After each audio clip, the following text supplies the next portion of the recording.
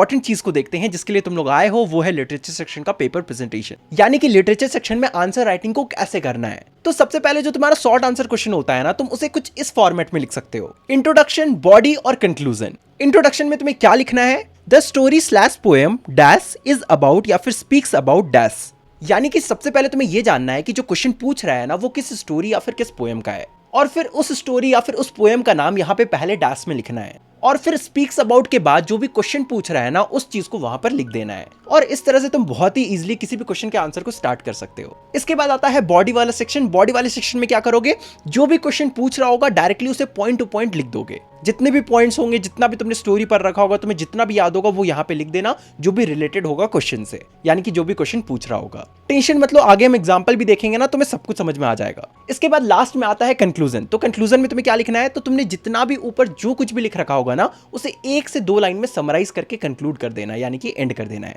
तो इस तरह से तुम्हारे इंट्रोडक्शन का हो जाएगा 10 वर्ड्स, बॉडी का हो जाएगा अराउंड 20 to 25 वर्ड्स, और कंक्लूजन का हो जाएगा अराउंड 15 to 20 वर्ड्स। और इस तरह से तुम किसी भी आंसर को लिख सकते हो एंड कोई भी टीचर तुम्हारा मार्क्स नहीं काटेगा। आई नो अभी भी तुम्हें से बहुत सारे बच्चों को डाउट होगा, बट टेंशन मत लो, हम एक एग्जांपल देखते हैं, तुम्हारा सारा डाउट क्लियर हो जाएगा। तो एक क्वेश्चन है, व्हाई वाज किसा Gautami overcome with grief and what did she do. तो इसका मैं आंसर करना है। सबसे पहले हमें यह जानना है कि ये किस चैप्टर से है। तो ये सरमन एट बनारस से है। तो हम कुछ ऐसे स्टार्ट करेंगे, the story sermon at Banaras tell us about, यहाँ पे हम स्पीक्स अबाउट भी लिख सकते थे, तुम्हें जो सही लगे। The story sermon at Banaras tell us about the acceptance of death through the experience of Kisa Gotami. ठीक है, यहाँ पे तुम्हारा इंट्रोडक्शन खत्म हो गया। अब हम बॉडी में क्या लिखेंगे, जो भी तुम्हारा क्वेश्चन पूछ रहा होगा उस चीज को हम यहाँ पे मेंशन कर देंगे। Overwhelmed by the death of her only son, she carried his body from door to door desperately asking for medicines to cure him. तो यहाँ पे हमने डायरेक्टली आंसर कर दिया कि किसा गौतमी ओवरवेल्म क्यों थी, अपने सन के डेथ के वजह से। और इसी में एक और क्वेश्चन था कि व्हाट डिड शी डू, यानी कि वो क्या करती है। तो वो अपने बेटे के जो बॉडी है ना उसको कैरी करती है डोर से डोर। क्यों कैरी करती है,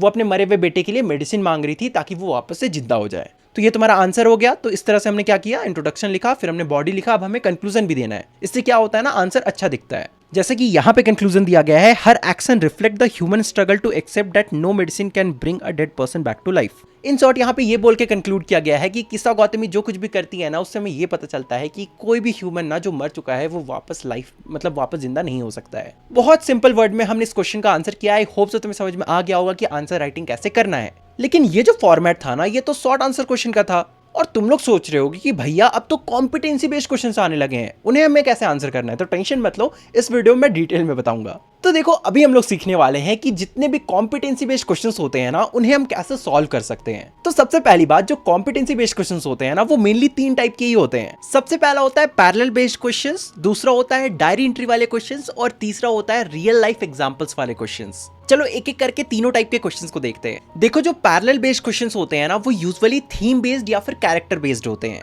यानी कि 2 अलग स्टोरी या फिर 2 अलग पोएम के थीम या फिर कैरेक्टर को एक जगह मिलाकर तुम्हें आंसर लिखने को बोलेगा। आसान शब्दों में तुम्हें बोर्ड एग्जाम में जो क्वेश्चन देखने को मिलेगा ना उस क्वेश्चन के अंदर 2 अलग स्टोरी या फिर 2 अलग पोएम से क्वेश्चन पूछा जा सकता है, और उस क्वेश्चन में 2 अलग स्टोरी या फिर 2 अलग पोएम के थीम या फिर कैरेक्टर्स को कंपेयर किया हुआ होगा। आगे हम एग्जाम्पल भी देखेंगे तो मैं समझ में आ जाएगा, लेकिन अभी के लिए ये समझ लो कि इन सारे क्वेश्चंस को कैसे सॉल्व करते हैं, यानी कि हम पैरेलल बेस्ड क्वेश्चंस को कैसे सॉल्व करते हैं। बहुत सिंपल होता है। जैसे कि मान लेते हैं तुम्हें 2 अलग स्टोरी के कैरेक्टर्स को मिलाकर एक क्वेश्चन पूछ दिया गया है, तो तुम्हें क्या करना है, उन दोनों कैरेक्टर्स के बीच में जो जो सिमिलैरिटीज है ना उन्हें फाइंड करना है। एटलीस्ट 3 से 4 सिमिलैरिटीज फाइंड कर लेना कि उन दोनों कैरेक्टर्स में क्या क्या कॉमन है। इसके अलावा तुम्हें 2 से 3 डिफरेंसेस फाइंड आउट करने हैं, यानी कि उन 2 कैरेक्टर्स में से 2-3 डिफरेंसेस क्या है, मेजर वाले डिफरेंसेस। और फिर कुछ नहीं करना है, तुम्हें आंसर्स में उन सिमिलैरिटीज और डिफरेंसेस को लिख देना है। बहुत ही लेम लैंग्वेज में समझा रहा हूँ, समझ लो, तुम्हारे आंसर में नंबर नहीं कटेंगे। अब तुम लोग सोच रहे होगे लेकिन भैया इसमें 120 वर्ड्स तो होने वाले हैं नहीं, लेकिन इन सिमिलैरिटीज और डिफरेंसेस को प्रूव करने के लिए तुम कुछ एविडेंस तो रखोगे ना, और एविडेंस कहां से रखोगे, चैप्टर के अंदर से। उन दोनों चैप्टर्स में कैरेक्टर्स की जो कहानी चल रही होगी उन्हीं कहानी से उठाकर तुम एविडेंस रखोगे ना। तुम बताओगे ना कि सिमिलैरिटीज और डिफरेंसेस क्यों हैं, तो इन 5-6 पॉइंट्स के रीजनिंग देने में ही तुम्हारे 10-15 लाइन खत्म हो जाएंगे। इसके अलावा तुम कैरेक्टर्स के इनिशियल ग्रोथ और बिहेवियर के बारे में भी लिख सकते हो। और लास्ट में जब तुम आंसर को समराइज कर रहे होगे तो एक यूनिवर्सल मैसेज के साथ समराइज करना। और इस तरह से तुम्हारा पैरेलल बेस्ड क्वेश्चन का जो आंसर होगा ना वो एकदम परफेक्ट होगा सीबीएसई बोर्ड के अकॉर्डिंग। आई नो थोड़ी बहुत कंफ्यूजन होगी, तो चलो एक क्वेश्चन को देख लेते हैं, तुम्हारा सारा कंफ्यूजन दूर हो जाएगा। तो हमारा क्वेश्चन कुछ ऐसा है, compare the courage shown by young seagull, कौन से चैप्टर से है ये, his first flight, and Anne Frank, और ये कौन से चैप्टर से है, from the diary of a young girl. तो यहाँ पे हमें क्या पूछ रहा है, हमें दो कैरेक्टर्स के बारे में पूछ रहा है, किसके किसके बारे में, यंग सीगल के बारे में और एनी फ्रैंक के बारे में। और हमें क्या पूछ रहा है, उनके करेज के बारे में पूछ रहा है, यानी कि उन्होंने कैसे करेज दिखाया, इन शॉर्ट कैसे उन्होंने बहादुरी दिखाई। तो बहुत ही सिंपल है, सबसे पहले हम सिमिलैरिटीज और डिफरेंसेस फाइंड करेंगे और उन्हें मेंशन कर देंगे। चलो आंसर को पढ़ते हैं तो हमें समझ में आ जाएगा। The chapter his first flight and the diary of Anne Frank revolves around the central theme of finding inner strength during times of extreme fear. In the first case, the young seagull is paralyzed by the fear of vast sea, but his hunger finally forced him to take the first flight, proving that the fear is only in mind. Similarly, Annie Frank के case में क्या होता है, जब mister Keesing उन्हें बार बार almost same topic पे एसे और notes लिखने के लिए देते थे, वो बिल्कुल भी परेशान नहीं होती है और हिम्मत से काम लेती है, और वो बहुत ही ज्यादा क्रिएटिव वे में तीनों बार होमवर्क को कंप्लीट करती है। और लास्ट टाइम तो वो इस वे में होमवर्क को कंप्लीट करती है कि जो मिस्टर कीजिंग होते हैं वो फिर उसे होमवर्क देना बंद कर देते हैं। जैसे कि तुम मेंशन कर सकते हो कि कैसे जो यंग सीगल था ना, वो स्टार्टिंग में कितना ज्यादा डरपोक था, उसे कितना ज्यादा डर लगता था, बिल्कुल एनी फ्रैंक की तरह, जैसे कि उसे भी डर लगता था लोगों को अपने सीक्रेट्स बताने में, क्योंकि एनी फ्रैंक को लगता था कि papers have more patience than people और लोग उसकी बात को ध्यान से नहीं सुनेंगे। इस तरह से दोनों कैरेक्टर्स के जो प्रॉब्लम्स है ना, उन्हें भी तुम सिमिलैरिटी बताकर लिख सकते हो। तुम बहुत सारे पॉइंट्स और भी मेंशन कर सकते हो, तुम दिमाग लगाओगे ना तो बहुत इजी हो जाएगा। तो आई होप सो तुम्हें समझ में आ गया होगा कि पैरेलल बेस्ड क्वेश्चंस को हम कैसे सॉल्व करते हैं। आई डोंट नो लोगों ने इसका हवा क्यों बना रखा है कि parallel based questions, oh my God, मुझे तो और इजी लगता है यार। पैरेलल बेस्ड क्वेश्चंस में तो तुम अपना दिमाग लगाकर भी काफी कुछ लिख सकते हो। यहाँ पे एकदम एग्जैक्ट आंसर नहीं खोजता है, जैसे शॉर्ट आंसर क्वेश्चंस में क्या होता है ना, अगर तुमने एग्जैक्टली आंसर नहीं लिखा तो तुम्हारे मार्क्स कट जाएंगे। लेकिन पैरेलल बेस्ड क्वेश्चन ऐसा नहीं होता है, अगर तुम अपने वर्ड्स में भी काफी कुछ बना चला कर लिख देते हो ना, तो भी तुम्हें कुछ नंबर तो मिल जाएंगे। भले तुम एग्जैक्टली वो ना लिख पा रहे हो जो क्वेश्चन पूछ रहा है, तुम थोड़ा घुमा फिरा कर भी लिख दे रहे हो, थोड़े नंबर तो मिल जाएंगे। तो इसलिए parallel based questions comparatively easy होते हैं। इसके बाद होता है डायरी एंट्री वाला क्वेश्चन, एंड ट्रस्ट मी ये सबसे इजी कॉम्पिटेंसी बेस्ड क्वेश्चन होता है, क्योंकि इसका फॉर्मेट बहुत इजी होता है। डायरी एंट्री वाले क्वेश्चन का मतलब ही होता है कि तुम्हें जो आंसर है ना वो डायरी के फॉर्मेट में लिखना है, जैसे तुम डायरी में लिखते हो। और डायरी का फॉर्मेट क्या होता है, बहुत सिंपल होता है। तुम्हें सबसे पहले डेट लिखना है, उसके जस्ट नीचे डियर डायरी लिखना है, उसके बाद एक लाइन का स्पेस छोड़कर आंसर को लिखना है जो भी क्वेश्चन पूछ रहा होगा। और हमेशा याद रखना, जब भी तुम आंसर लिखोगे ना, तब फर्स्ट पर्सन का यूज करना, क्योंकि ऑब्वियसली तुम ही डायरी लिख रहे हो, राइट। तो हमेशा डायरी एंट्री वाला जो आंसर होना चाहिए ना, वो फर्स्ट पर्सन में होना चाहिए, यानी कि हमेशा आई और मी का यूज करना, ही सी इट दे वगैरह का यूज मत करना। सपोज एक क्वेश्चन पूछ लेता है कि मान लो अगर तुम एनी फ्रैंक हो, तो तुम अपने फादर ऑटो फ्रैंक को मिस्टर कीजिंग के बारे में बताते हुए डायरी एंट्री लिखो। तो तुम कैसे लिखोगे, बहुत सिंपल है, तुम खुद एनी फ्रैंक बन जाओगे, यानी कि एनी फ्रैंक के आत्मा को अपने अंदर ले लोगे। तो जब तुम मान लोगे कि तुम ही एनी फ्रैंक हो, तो तुम आई करके ही लेटर लिखोगे ना, कि I want to say this, I want to express this. समझ में आ रहा है ना। और एक चीज याद रखना, जब भी तुम डायरी एंट्री लिख रहे होगे और कोई इवेंट के बारे में बात हो, तो पास्ट टेंस का यूज करना। ऑब्वियस सी बात है, इवेंट जो चीज हो रखा है उसके लिए तुम पास्ट टेंस का यूज करोगे। कॉमन सा चीज है, लेकिन फिर भी स्टूडेंट्स गलतियां करते हैं, इसलिए मैं तुम्हें मेंशन कर दे रहा हूं, तुम्हें बता दे रहा हूं। और डायरी एंट्री वाले क्वेश्चन के जब तुम आंसर कर रहे होगे ना, तो पूरा इमेजिनेशन के बेसिस पे आंसर मत करना, हमेशा चैप्टर से रेफरेंस लेना उस पॉइंट का, उसके बाद डायरी एंट्री का क्वेश्चन अटेम्प्ट करना। कंफ्यूजन हो रहा है, कोई बात नहीं, चलो हम लोग एक क्वेश्चन को देखते हैं। Imagine you are Hari Singh, write a diary entry after returning the money to Anil. तो क्वेश्चन बोल रहा है कि तुम हरि सिंह हो, तुमने अनिल को पैसा वापस कर दिया है, अब तुम एक डायरी एंट्री लिखो। तो तुम डायरी एंट्री कैसे लिखोगे, सबसे पहले तुम डेट मेंशन करोगे, उसके बाद तुम लिखोगे डियर डायरी, और डियर डायरी लिखने के बाद एक छोटा सा कॉमा लगा देना, उसके बाद एक लाइन छोड़कर तुम डायरी एंट्री लिखना स्टार्ट करोगे।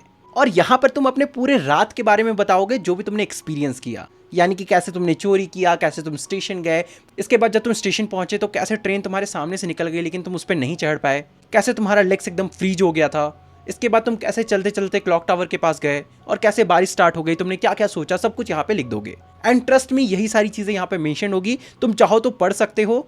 चलो मैं ही पढ़ के बता देता हूँ। Tonight was the most important night of my life.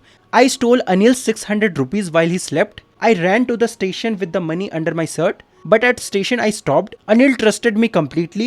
He taught me how to read, write, add numbers. He was kind even when I cooked badly. If I left, I would stay thief forever. I felt guilty and lonely. In the rain, I came back and quietly put the wet notes under his mattress. Tomorrow he will know, but not say anything. He is giving me a new chance. I feel happy and light now. I will learn properly and will become a good man. Thank you Anil. यहाँ पे ना बहुत ही short में mention किया गया है, तुम बहुत डिटेल में भी मेंशन कर सकते हो। जैसे कि अनिल ना और भी बहुत सारी चीजें सोचता है, कि जब वो ग्रीडी आदमी को लूटता है तो उसके अंदर डर रहता है, जब वो अमीर आदमी को लूटता है तो उसके अंदर गुस्सा होता है, और जब वो गरीब आदमी को लूटता है तो उसके अंदर क्या होता है, उसके अंदर एक्सेप्टेंस होता है। और फिर वो सोचता है कि जब अनिल को पता चलेगा तो उसका क्या एक्सप्रेशन होगा, यानी कि वो क्या सोचेगा। तो ये सारी चीजें तुम मेंशन कर सकते हो, ठीक है। यहाँ पे मैं तुम्हें चैप्टर नहीं समझा रहा हूँ। आई होप सो तुम्हें समझ में आ गया होगा कि डायरी एंट्री वाले क्वेश्चन को कैसे अटेम्प्ट करते हैं। अब हम लास्ट टाइप देख लेते हैं, जो कि होता है रियल लाइफ एक्सपीरियंस वाले क्वेश्चंस, और ये सबसे ईजी होते हैं, क्योंकि यहाँ पर ना ज्यादातर तुम्हें आंसर फ्रेम करना होता है, क्योंकि यहाँ पर क्वेश्चन ही इस वे में पूछा जाता है कि तुम ज्यादा टेक्स्ट से यानी कि अपनी बुक से नहीं उठा सकते हो। लेकिन देखो, जो कुछ भी तुम लिख रहे होगे ना वो चैप्टर के बेसिस पे ही होना चाहिए, अंदाजी मत लिख देना। चलो एक एग्जांपल के साथ ही स्टार्ट करते हैं, तभी तुम्हें अच्छे से समझ में आएगा। मान लेते हैं भोली चैप्टर से तुम्हें एक क्वेश्चन पूछा गया है कि भोली चैप्टर में जैसे डॉरी सिस्टम चलते आ रहा था, आज के 21st सेंचुरी में भी जो डॉरी सिस्टम है वो बहुत जगह पर चल रहा है। एंड देखो, तुम्हें भी पता है कि आज के टाइम में ये दहेज वाला चीज बहुत ज्यादा चलता है। तो यहाँ पर तुम्हें अपना ओपिनियन देना है, तो तुम क्या लिखोगे? तुम ये तो नहीं लिखोगे ना कि हाँ दहेज तो बहुत अच्छी चीज होती है, ससुर जी के पैसे से नया घर और गाड़ी आ जाता है। ऑब्वियसली तुम ऐसा नहीं लिखोगे, वरना तुम्हारा आंसर गलत हो जाएगा। क्योंकि जो कुछ भी तुम लिख रहे होगे ना वो चैप्टर के अकॉर्डिंग होना चाहिए, यानी कि भोली चैप्टर में जो कुछ हुआ था ना उसके अकॉर्डिंग होना चाहिए। बिल्कुल जिस तरह से भोली ने फाइट किया था समाज के साथ, अपने पेरेंट्स के साथ, उस दूल्हे के साथ, बिल्कुल उसी वे में तुम्हें आंसर भी लिखना है। In short, real life situation वाले क्वेश्चन को अटेम्प्ट करने से पहले तुम्हारा चैप्टर का मोरल क्लियर होना चाहिए, यानी कि जिस चैप्टर से पूछा जा रहा है ना उस चैप्टर का मोरल तुम्हें अच्छे से पता होना चाहिए। इसके अलावा तुम्हें 4-5 प्रैक्टिकल स्टेप्स और रीजन भी देने हैं कि किस तरह से तुम इस चीज को ठीक कर सकते हो। और प्रैक्टिकल जो रीजन होना चाहिए ना वो मोरली करेक्ट भी होना चाहिए। जैसे कि मैंने एग्जांपल दिया था ना कि तुम ये नहीं लिख सकते हो कि हाँ डॉरी सिस्टम बहुत ही ज्यादा अच्छा होता है क्योंकि ससुर जी के पैसे से फ्री में घर और गाड़ी मिल जाता है। तो ये चीज नहीं लिख सकते हो क्योंकि ये चीज मोरली इनकरेक्ट है। ओके, और ये चैप्टर के बेसिस पे भी नहीं है। जो तुम स्टेप्स दोगे वो प्रैक्टिकल होने चाहिए कि हम लड़कियों को एडुकेट कर सकते हैं, गांव में और भी ज्यादा स्कूल्स खोल सकते हैं, प्राइवेट स्कूल्स की फीस को कम कर सकते हैं, सरकारी स्कूल के एजुकेशन को और बेटर किया जा सकता है। सरकारी स्कूल में अभी जो टीचर्स है वो उतने ज्यादा वेल एडुकेटेड नहीं है। ये सारी चीजें तुम मेंशन कर सकते हो। और ये सब जो तुम पॉइंट को मेंशन कर रहे होगे ना तो इन पॉइंट्स के साथ एविडेंस भी रखना, तभी जाकर टीचर तुम्हें फुल मार्क्स देगा। बेसलेस पॉइंट्स कभी भी मेंशन मत करना। रियल लाइफ एक्सपीरियंस वाले क्वेश्चंस में ना कभी भी बेसलेस पॉइंट्स को इंक्लूड मत करना। इसके अलावा ये सारी जो तुम पॉइंट्स बता रहे हो ना इनसे रियल लाइफ में क्या बेनिफिट होगा ये भी तुम मेंशन कर सकते हो। और आंसर को जब भी तुम एंड कर रहे होगे ना तो हमेशा पॉजिटिव और होपफुल वे में एंड करना। और इस तरह से तुम बहुत ही इजीली रियल लाइफ एक्सपीरियंस वाले क्वेश्चन को अटेम्प्ट कर सकते हो। चलो एक क्वेश्चन को देखते हैं, समझ में आएगा तुम्हें अच्छे से। तो क्वेश्चन कुछ ऐसा है, if your friend is over feeding his pet like Mrs Pomfrey, what advice you will give him. यानी कि तुम्हारा दोस्त अपने डॉग को ओवर फीड कर रहा है, बिल्कुल मिसेस पंफ्रे की तरह। यानी कि तुम्हारा दोस्त भी बहुत ज्यादा अमीर है और तुम्हारा दोस्त का जो कुत्ता है ना वो बहुत ज्यादा ग्रीडी है, यानी कि उसको तुम जितना खाना दोगे वो खा लेता है। तो इस केस में तुम अपने दोस्त को क्या सजेस्ट करोगे? तो simply the triumph of surgery में जो चीजें डॉक्टर हैरियट ने किया था, जो प्रोसीजर फॉलो किया था ट्रिकी को ठीक करने के लिए, तुम भी सेम प्रोसीजर को फॉलो करोगे।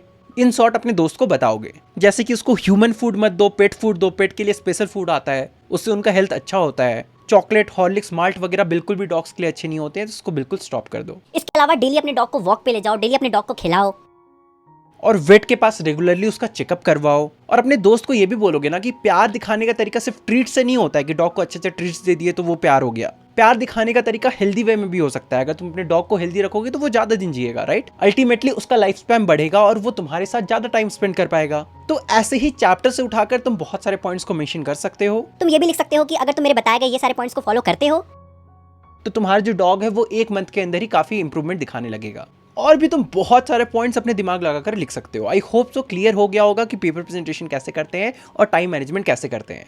वैसे हाँ, मैं तो बताना ही भूल गया कि लिटरेचर सेक्शन में ना तुम्हें 1 आवर से ज्यादा नहीं देना है। तो अगर तुम मेरे बताए गए टाइम मैनेजमेंट और पेपर प्रेजेंटेशन को फॉलो करते हो तो 3 घंटे के अंदर तुम इजिली अपने पेपर को खत्म कर लोगे। हाँ, एकदम कट टू कट टाइम रहेगा लेकिन तुम खत्म कर लोगे। और इंग्लिश का पेपर तुम्हें पता चल गया होगा कि लेंदी आता है, तो प्लीज अगर कोई क्वेश्चन या फिर वर्ड समझ में नहीं आ रहा है तो उस पर टाइम वेस्ट मत करना, वरना बाकी के क्वेश्चंस भी छूट जाएंगे। आई होप यार मेरे ये वीडियोस तुम्हें हेल्प कर रहे होंगे। अगर हेल्प कर रहे हैं तो ऑब्वियसली तुम चैनल को सब्सक्राइब कर ही लिए होगे, लेकिन प्लीज मुझे इंस्टाग्राम में भी फॉलो कर लेना, क्योंकि देखो हम यूट्यूब एजुकेटर्स के लिए ना इंस्टाग्राम और यूट्यूब 2 ही चीज होती है और यही 2 मेन प्लेटफॉर्म की वजह से हम तुम्हें फ्री एजुकेशन दे पाते हैं। तो आई होप सो तुम लोग मेरी हेल्प करोगे एंड प्लीज मुझे इंस्टाग्राम में 50K फॉलोअर्स रीच करने में हेल्प करो। वैसे ये मेरा सेकंड चैनल भी है, इसे तुम चाहो तो सब्सक्राइब कर सकते हो। इन दोनों ही जगह पे तुम्हें मेरे पर्सनल लाइफ के बारे में जानने को मिलेगा। अब चलो तुम मिलते हैं अगले वीडियो में, तब तक के लिए bye bye and best of luck for your exams.